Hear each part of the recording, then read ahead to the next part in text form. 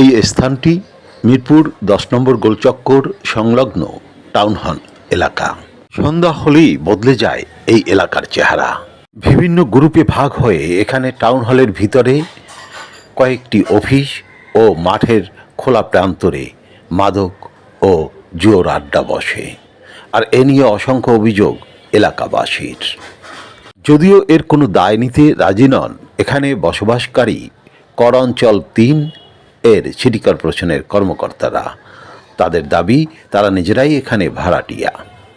Mirpur town hall হিসেবে পরিচিত এই স্থানটিকে 2003 সালে সাবেক মেয়র প্রয়াত সাদেক হোসেন খোকা একটি অত্যাধুনিক মিলনায়তন সহ মুক্তমঞ্চ তৈরির প্রতিশ্রুতি দিয়েছিলেন।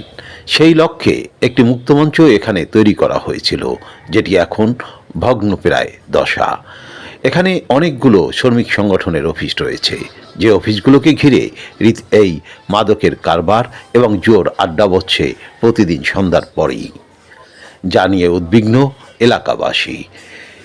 এসব কিছুই জানেন কর অঞ্চল 2 এর কর্মকর্তারা, তবে এ নিয়ে কোনো পদক্ষেপই নিতে দেখা যায়নি বিগত সময়গুলোতে। এ নিয়ে মুখোমুখি কোনো কথা বলতেই রাজি হননি কর অঞ্চল 2 এর আঞ্চলিক কর্মকর্তা জিয়াউর রহমান।